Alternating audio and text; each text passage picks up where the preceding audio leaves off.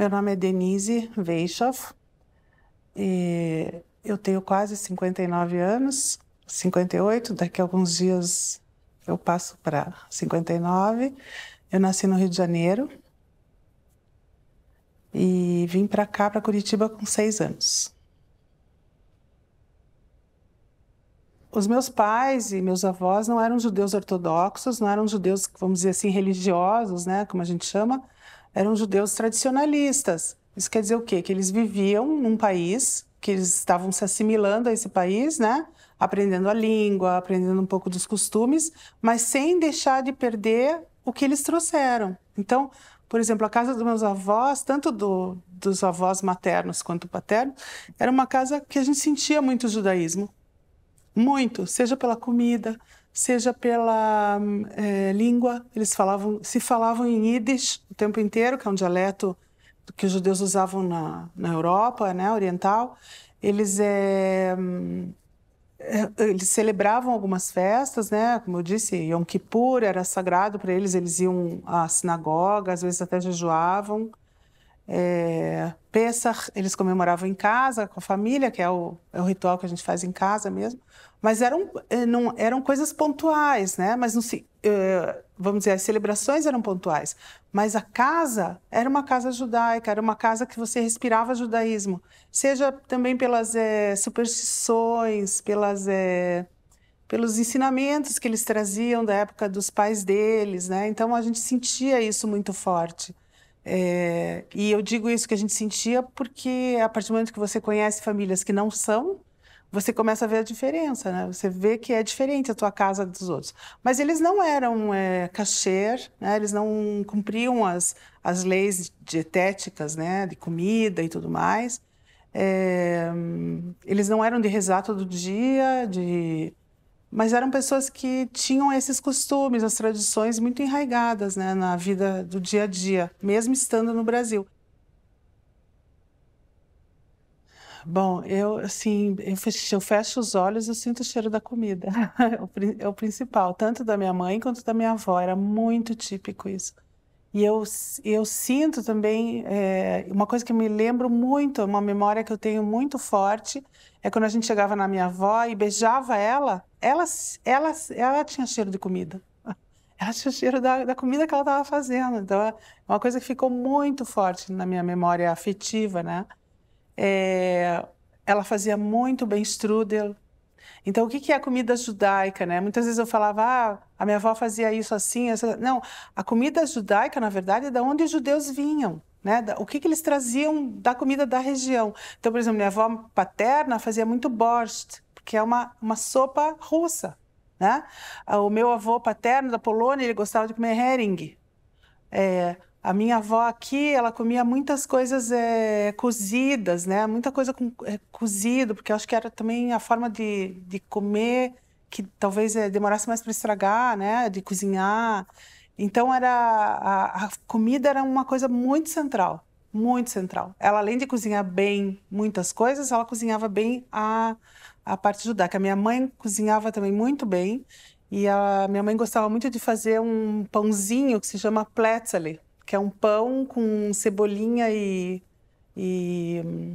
semente de papoula em cima.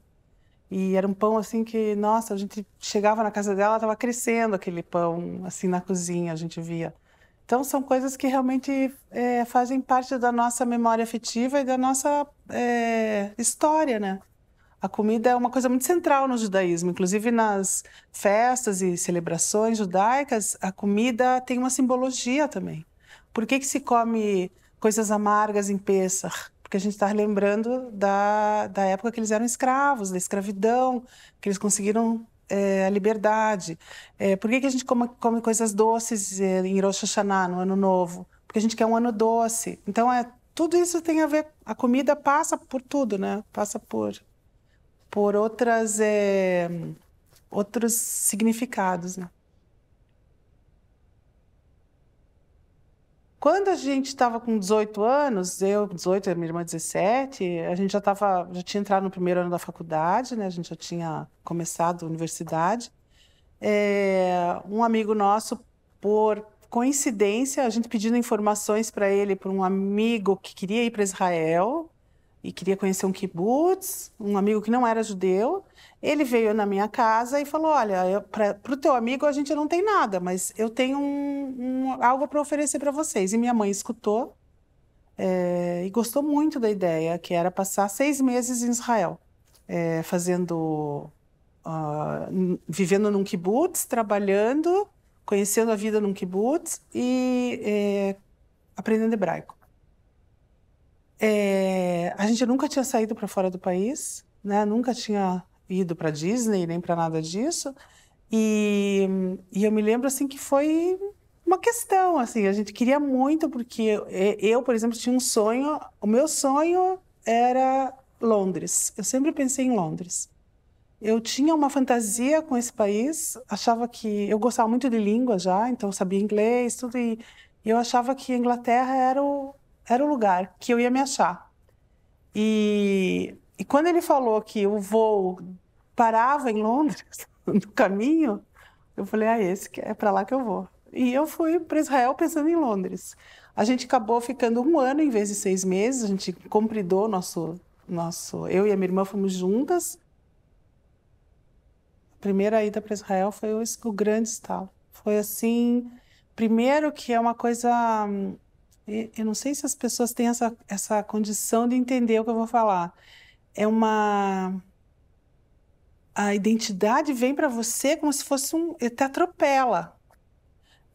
Eu senti Israel, e sinto até hoje, é minha casa. Eu moro aqui por acaso. O meu lugar, a minha raiz é lá, não é aqui. Eu senti que tudo aquilo fazia parte da minha vida já há um tempão. Muitas coisas que eu via lá, eu dizia, ai, isso não é estranho para mim. Eu não estou na Itália, na Inglaterra. Eu estou em Israel, é outra coisa, tem? Então, tudo veio. Talvez ou estava adormecido, ou estava esperando algo, mas quando eu fui para Israel, eu sabia que era a minha casa. Agora, é uma grande diferença entre você dizer é minha casa e você não morar lá, né? Então, você pode me perguntar, puxa, por que você não mora lá, então? Né? Mas é uma casa que independe de onde eu estou morando. Eu não sei se dá para entender. É uma casa que eu tenho lá, que lá que é meu lugar, lá que me entendem, lá que quando eu digo alguma coisa que tem relação com a minha família ou com a minha vivência judia em casa, faz eco, né? Os rituais fazem eco, tudo faz eco. Então, é a mesma coisa, por exemplo, eu não sou religiosa, mas quando chega o Shabat, que é a sexta-feira à noite até o sábado à noite, em Israel você sente. Como que você sente? Você não está na sinagoga, mas você sente que é Shabat. O ar muda, tudo muda. E você pode estar num kibbutz, que é uma sociedade, né? É um lugar socialista, que não tem nada a ver com religião, ao contrário, mas você sente também. Então é uma mistura, né? Viver aqui, mas com o coração lá, né? Talvez. Acontece muito comigo, como eu trabalho no Museu do Holocausto, né? Muitas vezes as pessoas perguntam: você é judia? Eu falo, sou. Você nasceu aonde? É muito confuso para as pessoas, elas não entendem o que é ser judeu. Então, eu sempre costumo explicar, o judaísmo é uma identidade, como você disse, espiritual, religiosa, né? Você pode ser judeu na França, na Itália, no México, no Brasil, no Líbano, onde você quiser, porque ser judeu é um modo de vida, e ser judeu compreende uma identidade muito maior que a religião. A religião é um ponto identitário do ser judeu, né? Existem judeus ateus, existem judeus ortodoxos, existem judeus liberais, existem judeus tradicionalistas, existem judeus capitalistas, judeus socialistas. Então, não importa, o ser judeu vamos dizer, algo que você recebe de herança, né? É claro que se você for ver pelas leis judaicas, o que é um judeu é quem nasceu de ventre de judeu, né? Tipo, a mãe tem que ser judia. Mas existem pessoas que se convertem ao judaísmo e que são consideradas judias, não por todos, mas por muitos. Eu acredito, né, na minha, vamos dizer, a minha verdade, né, é que você não é judeu sozinho. Não existe ser judeu sozinho. Porque você pode nascer judeu, como eu te falei, né, e nunca ter feito nada, absolutamente nada, nada, nada em relação ao judaísmo. Não, minha casa é brasileira, eu não vou em sinagoga, eu não faço nada, meus filhos nunca cresceram em escola judaica, não tenho amigos judeus. Então, ele, por acaso, ele nasceu de mãe judia, ele só vai fazer questão de uma coisa, talvez, ser enterrado num cemitério judaico, né? Mas eu acho que ser judeu na prática é você participar de alguma forma na comunidade. Você tem que estar ligado, né? Tanto que na sinagoga, por exemplo, não se reza sozinho, tem que ter um mínimo de 10 homens para rezar. Então, isso já diz, né? Você tem que ter esse elo, né? E, e eu entendi isso muito cedo. Eu me lembro, quando eu era criança, eu me lembro dos meus pais contribuírem para algumas entidades na comunidade, seja filantrópica, seja... E a minha avó também. Então, eu me lembro disso, que existia. Eu não entendia por quê, mas um dizia, eu estou nisso, eu estou naquilo, eu estou... Quando eu cresci, quando eu voltei, eu entrei na escola, né? A escola é a base de tudo, né? A escola judaica, e em Curitiba só tem uma escola, né? Então, essa escola é realmente o centro. Se essa escola terminar, e está sempre perigando terminar por conta da assimilação e tudo mais, acaba que a comunidade vai implodir. Eu acredito nisso. Acho que a gente passa valores, passa ideais, e passa não religião somente, mas assim, tradição mesmo e cultura através da escola. Quando eu fui para Israel, minha mãe tinha que me mandar receitas de tudo, porque eu não sabia cozinhar. Então ela fazia a receita assim, tire a panela do armário, põe em cima do fogão. Era todo coisa, porque eu não sabia fazer nada.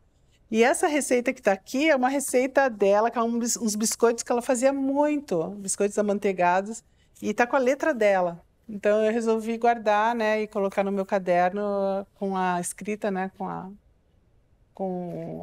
a letra de mão dela, que ficou uma lembrança.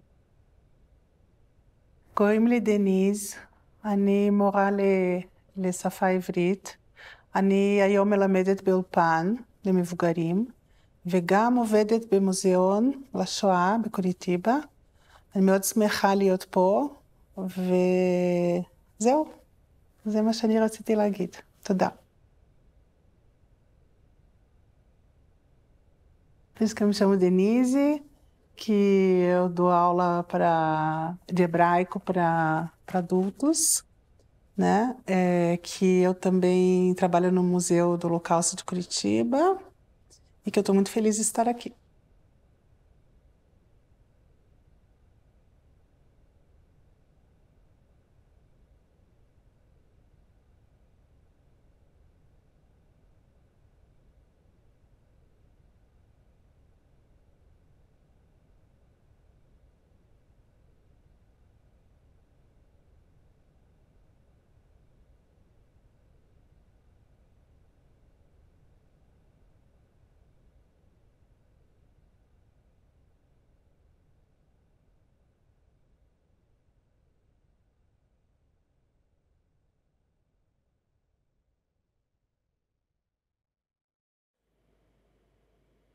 Fuad Youssef El Omaire. Nasci na cidade do Hermel no ano 1941, uma cidade na época no interior do Líbano. Tinha na época entre os já 15 para 16 anos. Um dia, meu pai me surpreendeu. Aí ele falou, você não quer ir para a América? E eu senti, quando ele falou, que ele estava com medo, oscilando. Se eu vou responder positivo ou negativo. Aí falei, amanhã ou depois te dou a resposta. Fui para a escola e durante a aula perguntei para meu professor se era... Nós não falávamos na época Brasil, falávamos América. Nem eu não sabia diferenciar entre o Brasil e a América Latina. Eu não sabia. A gente só escutava Abdallah e Mohammed foi para a América e voltou bem sucedido. Voltou com dinheiro, comprou uma chácara, comprou um ônibus e está aí ele no meio da gente. Assim era a fama. E mais tarde dei a resposta para meu pai que eu aceito. Eu sabia que ele não vai poder dar estudo para nós. Então já estava mais ou menos bem alfabetizado, falando um pouco de francês. Eu tinha uma cultura razoável. Então aceitei a viagem. Imediatamente ele começou a se corresponder com meu tio aqui no Brasil, para mandar um aval para mim, para poder viajar, porque era de menor idade ainda. Foi no dia 12 de julho que foi marcada a passagem. Fizemos uma despedida na cidade, na minha cidade, casa por casa, vizinhos, os mais próximos, alunos da escola, professores. Fiz uma despedida e embarcamos um dia anterior para Beirute. Dormimos lá na casa de parentes e no dia seguinte preparamos os presentes para trazer para cá. Cada uma mandou um presente para o filho dele que estava no Brasil. O Mohamed mandou uma coisa. A dona Maria mandou o trigo de quibe. A Fátima mandou doce de damasco. A Samira mandou doce de pera. Estava anoitecendo, caí no poente, mais ou menos, que o navio estava para zarpar, né? E uniu toda a família, meu pai, meus irmãos, minha mãe, e fomos para o porto. Começou assim uma emoção na família toda diferente, principalmente a minha mãe. Eu senti que ela, por dentro, ela estava muito estigmatizada pelos olhos dela, pelo choro dela, que ela estava perdendo um filho. Afinal, não tinha alternativa. Subimos a escada do navio e aquela despedida com lenço na mão. Tchau, tchau, eu volto em 3 anos, volto em 4 anos. Não se preocupem, não chorem. Eu vou estar aqui em breve, vou fazer minha vida e depois eu volto com certeza. Quando o navio zarpou, fiquei olhando as luzes de Beirute, a cidade luz, alguns quilômetros, alguns nós, né? Até desaparecer, provavelmente 100 quilômetros, 200 quilômetros, vendo as últimas luzes. Estávamos ainda no Rio de Janeiro na época. Primeiro desembarque no Brasil, né? Falei, isso aqui não é inglês, é o Abdo. O nome dele é Abdo. Ele falou, não, você está num país chamado Brasil. Aqui fala uma língua diferente. Aqui a língua deles é brasileira, nem falava português. Aprendi.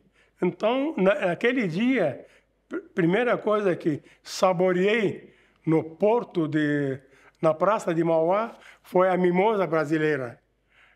Gostei tanto que comprei, comi todas. Era tudo diferente para mim. Eu queria tocar, escutar o falar do brasileiro. Como é que eles são? São negros, são brancos, não tinha mínima ideia. Logo em seguida, meu tio tinha alugado um carro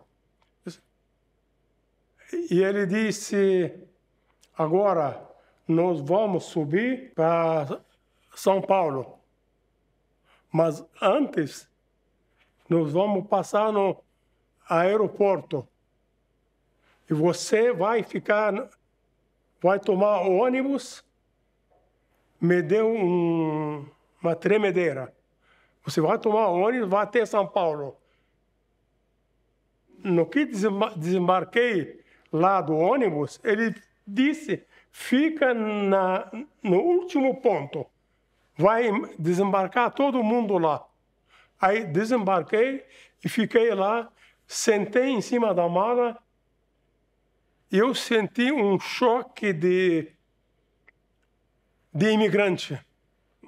Que eu estou realmente num país diferente, língua diferente e cultura diferente. Sentei em cima da mala, começou a dar emoção e choradeira. Nesses momentos que estava esperando o tio chegar, né? Sentei em cima da mala e começou a chorar. Agora estou realmente sozinho, eu tenho que me virar. Mas eu pensei que ia chegar em Curitiba e ia encontrar selva de pedras em Curitiba. Não ia ver tanto verde assim. Morávamos, tinha armazém, um mercadinho na Rua do Rosário, esquina da Rua Saldanha Marinho.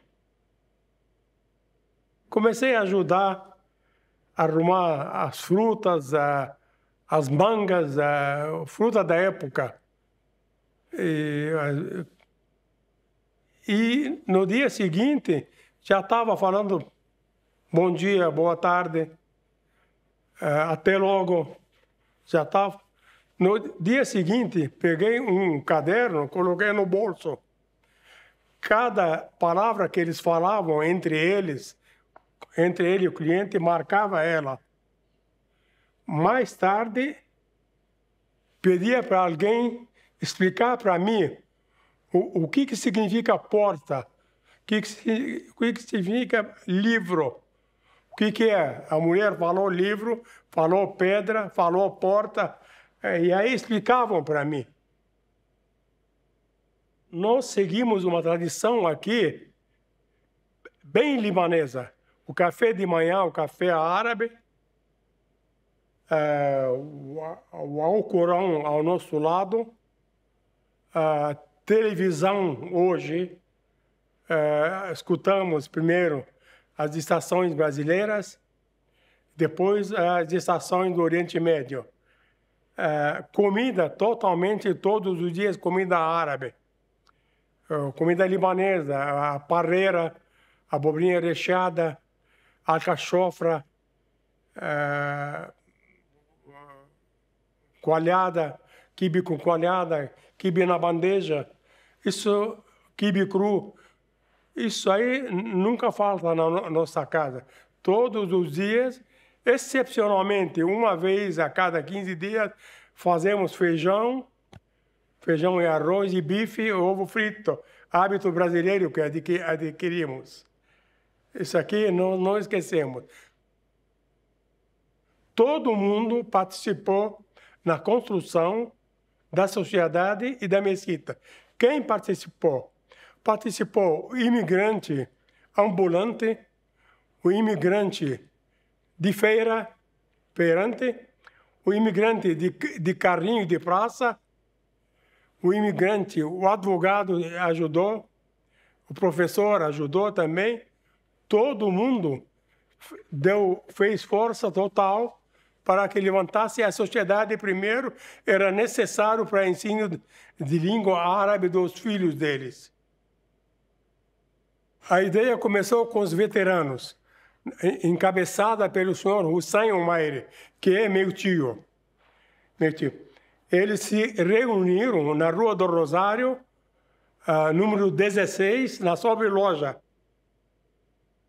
Tiveram a ideia de também construir uma mesquita, porque a maioria eram muçulmanos. Também todos participaram, pobre e rico. Não tivemos ajuda de fora. Cumpro todos os dias de manhã as orações do nascente, meio-dia e meio hoje no horário brasileiro, orações do meio-dia, orações da tarde, meia hora depois, uma hora, orações da noite do poente e orações da noite. Nunca faltei de rezar, mesmo que eu esteja na viagem para o carro e faço numa grama, numa estrada, um lugar retirado, faço minhas orações. Ensinei todos os meus filhos o islamismo, 2 deles foram para Meca, eu também fui, fizeram, apesar de eles serem bem brasileiros, eles cumprem o dever islâmico. Nós não deixamos de celebrar as festas de Ramadã, do dia do sacrifício também. A gente abate um carneiro, qualquer animal, o sacrifício e distribui para os pobres.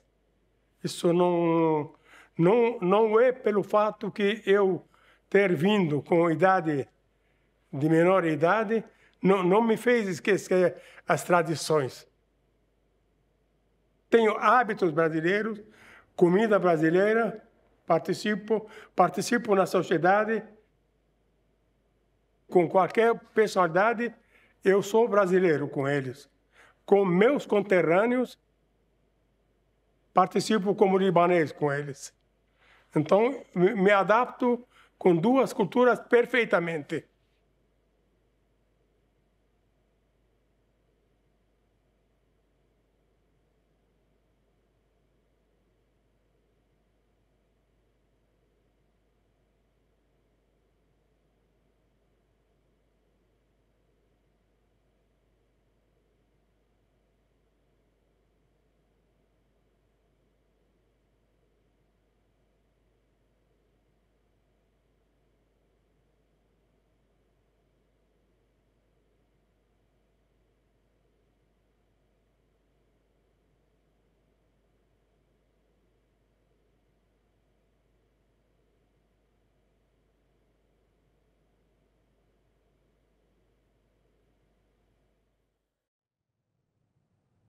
O meu nome é Silmara Aparecida Xavier Carneiro, eu tenho 43 anos, eu sou do município de Arapoti, do estado do Paraná.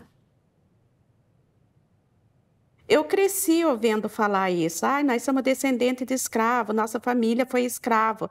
Só que eu nunca dei muita importância.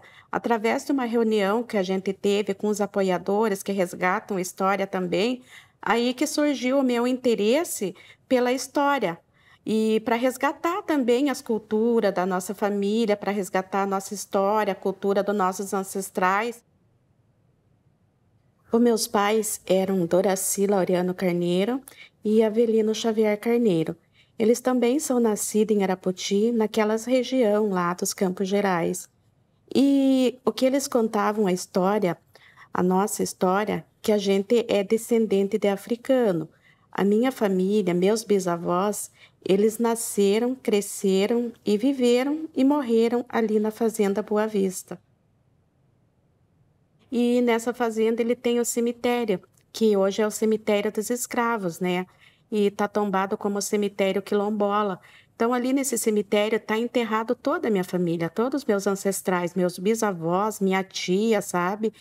E tem o casarão também, o casarão onde a minha bisavó trabalhou dentro desse casarão como cozinheira também, sabe? E daí logo um pouquinho para frente ainda tem um lugar que mora um tio meu até agora. É um lugar onde morava meu avô e ele tentava manter a tradição, sabe, a vida inteira. Então ali nesse lugar é feita até hoje a festa de São Sebastião. Então a gente tenta manter a tradição. E para nós mantermos o cemitério, a história viva ali, para nós é muito importante. Porque eu acredito, se hoje não fosse a associação, já não existiria mais o vestígio do cemitério e nem do meu povo ali dentro. Esse cemitério é um lugar maravilhoso, é um lugar encantado. Ele é volteado por campos, sabe? Então, no meio do cemitério, bem no centro, tem uma árvore imensa, uma árvore enorme, assim, que ela faz sombra para o cemitério inteiro, sabe? E aí tinha os túmulos estavam muito velhos, bem devastados, sabe? E o que mais chama atenção nesse cemitério é os muros. Os muros é feito toda de madeira, sabe? Que os escravos cortavam as madeiras no mato e iam envolteando assim o cemitério. E com o passar do tempo, essas madeiras viraram toda em pedra. Então, é um lugar muito lindo, que você olha assim, você vê o corte da madeira assim, mas hoje é tudo transformado em pedra. E assim, o cemitério ele é dividido em duas etapas. A etapa dos fazendeiros, né, que fica bem no centro, e aí tem um murinho assim que separa, e daí em volta é a etapa dos escravos, dos funcionários, sabe? É um lugar muito lindo. E toda a minha família está ali. Todos meus ancestrais, meus avós, bisavós, tataravós, estão todas enterradas ali. E assim, com o passar do tempo, os túmulos eles ficaram muito destruídos, sabe? Então, é muito pouco túmulo que tem a identificação da minha família mesmo, depois da restauração, só constou 3 túmulos que têm a identificação, que é do meu avô Pedro Lázaro, e da minha avó Florisbela e da minha tia Madalena.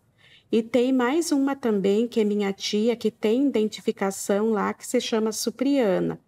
Então, foram os únicos túmulos que deu para identificar, assim, com o jazido do nome. Mas o meu povo está tudo ali.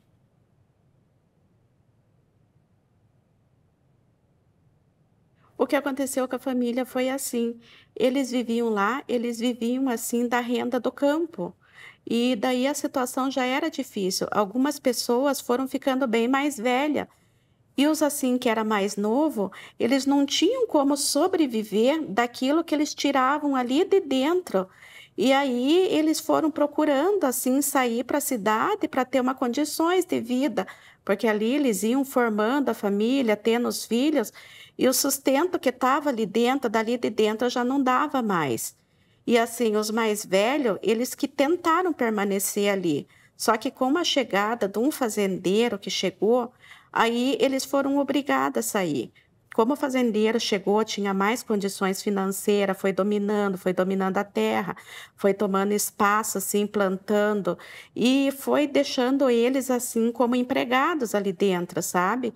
E a partir do momento que eles ficavam velhos, não tinha mais serventia para trabalhar ali dentro, ele foi mandando sair dali. O importante para nós também não é tanto voltar pelo território, mas manter a nossa história e a nossa cultura. É claro que a gente sonha, né, que é o direito de voltar para o território, mas para nós, estando resgatando a nossa cultura e estando preservando o cemitério, para nós é muito importante. Então, a gente está num processo de titulação pelo INCRA, a gente já foi certificado pela Fundação Cultural Palmares e a gente é quilombola, a gente é daquele lugar. Então, agora a gente só espera a vontade de Deus, mas enquanto isso, a gente mantém a união da família. Tinha uma tia minha, que era por parte da minha mãe, era a titia Leandrina, que a gente chamava ela, né? Então, como a mãe dela foi escrava e viveu em situação escravizada dentro da fazenda, como ela morava com a minha mãe, ela contava muita história. Só que naquela época eu era bem novinha, assim, e não dava muita importância pelas histórias que ela contava. E daí ela contava assim, que os negros, eles estavam tudo trabalhando assim nos matos, né? Bem por fora assim da fazenda, bem longe. E quando chegava a hora de comer, diz que o fazendeiro tocava um sino assim, sabe? Tocava um sino e diz que bem no meio, onde tem um campo lá hoje, tinha uns coxos. Daí diz que ele tocava o sino e despejava todas aquelas comidas no coxo, sabe? E daí diz que os escravos eles vinham correndo, né, da roça para comer. E daí diz que os que eram mais novos, que podiam correr, chegavam e comiam. Daí diz que os mais velhinhos, na hora que eles estavam chegando perto do coxo, além de não ter mais comida, diz que tocava aquele sino para eles voltarem para o trabalho de novo. Então, isso daí é uma coisa que dói muito na gente, sabe? Até assim, quando eu vou visitar a fazenda, o lugar que me dá mais tristeza de ver é onde ela conta que era o campo, sabe? Que eles colocavam comida no coxo. Porque daí a gente pensa assim, né? Quantas pessoas não voltou correndo dali sem poder comer, né, para trabalhar? E diz que as pessoas mais velhas já sofriam cada vez mais, né? E daí eles faleciam, ali mesmo eles eram enterrados. Então a minha titia Leandrina contava muito essa história, sabe? Só que assim, naquelas épocas eu não dava muita importância. Só que agora, com o passar do tempo, que a gente vai juntando tudo, né? Que a gente vai juntando as lembranças, né? E encaixando assim, ó, tipo um quebra-cabeça assim na vida da gente, né? E daí eu fico relembrando as histórias que a minha tia contava, que o meu avô me contava, que a minha mãe me contava, e a gente vai juntando assim, sabe? A gente faz muito encontro e também a gente faz a festa de São Sebastião, que a festa de São Sebastião foi uma coisa que nunca acabou, sabe? Uma coisa que veio dos nossos bisavós e isso é mantido até hoje lá dentro da comunidade, na casa da minha tia que fica ao redor. Então, todo dia 20 de janeiro, a gente ainda tem a tradição da festa de São Sebastião. São João Batista, Batista João, levanta a bandeira de São Sebastião. E daí eles soltam o foguete e erguem os mastros assim da bandeira, sabe? E eu acho essa parte muito linda. E antigamente também eles faziam muito encontros, sabe? Assim, eles ficavam com roda de conversa, eles matavam um porco final de semana, assim, quando eles terminavam o trabalho na roça, né?